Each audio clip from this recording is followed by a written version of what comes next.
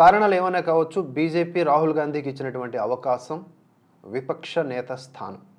So దానివలన ఆయన కొనుగోరే ప్రయోజనాలేంటి అనే ఒక ఆసక్తికరమైనటువంటి చర్చ నడుమ కొంత సమాచారం మన దగ్గర ఉంది. అదేంటో చూద్దాం. లోక్సభలో ప్రతిపక్ష నేతగా కాంగ్రెస్ అగ్రనేత రాహుల్ గాంధీని ఇండీ కూటమి ఎంపిక చేసింది. దీంతో 10 సంవత్సరాల తరువాత లోక్సభలో తొలిసారిగా ఒక ప్రతిపక్ష నేత అనే ఒక హోదా కలిగినటువంటి వ్యక్తిని చూడబోతా ఉన్నాం, చూస్తూ ఉన్నాం. అయితే ఒక ప్రతిపక్ష నేతకు ఎన్ని రకాలైనటువంటి అధికారాలు ఉంటాయి, ఆయన జీతభత్యాలు ఇవన్నీ కూడా మనం చూసుకుంటే, పార్లమెంటు చట్టం 1977లో ప్రతిపక్ష నాయకుల జీతాలు అలవన్సుల ప్రకారం రాహుల్ గాంధీ జీతం కూడా ఉంటుంది 3,30,000 చిల్లర. కేబినెట్ మంత్రికి ఉండేటటువంటి భద్రత కల్పిస్తారు. Z+ సెక్యూరిటీ కూడా ఉండే అవకాశం ఉంది. కేబినెట్ మంత్రి తరహా ప్రభుత్వ బంగళా ఒకటి ఉంటుంది.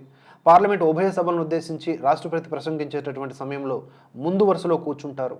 కీలకమైన ప్యానెల్స్లో రాహుల్ గాంధీ కూడా ఒక సభ్యుడిగా ఉంటారు. ఎన్నికల కమిషనర్లు, సిబిఐ డైరెక్టర్ వంటి నియామకాల నిర్ణయం తీసుకునేటటువంటి ప్యానెల్లో ప్రధానమంత్రితో పాటుగా సభ్యుడిగా ఉంటారు. ప్రభుత్వం తమ నేతలను లక్ష్యంగా చేసుకుని వారిని బెదిరించి బీజేపీలో చేర్చుకునేందుకు కేంద్రం దర్యాప్తు సంస్థల్ని కూడా ఉపయోగించుకుంటోందని ఆరోపణలు వెల్లువెత్తుతూ ఆరోపణలు చేస్తున్నటువంటి తరుణంలో ప్రతిపక్షాలకు ఇది కాస్త ఏంటి చాలా పెద్ద ఊరటనిచ్చేటటువంటి విషయమే కదా. సో ప్రతి విషయంలో కూడా మెలిగపెడతారు రాహుల్ గాంధీ. ప్రతి నిర్ణయాల్లోనూ, ప్రతి దశలోనూ తనదైన శైలిలో ఆయన తన ప్రతిభను కనబరుస్తారు, అందులో డౌటు లేదు. సో ఈ విధంగా బీజేపీ కాంగ్రెస్కి ఇచ్చినటువంటి గిఫ్ట్గా మనం భావించవచ్చు.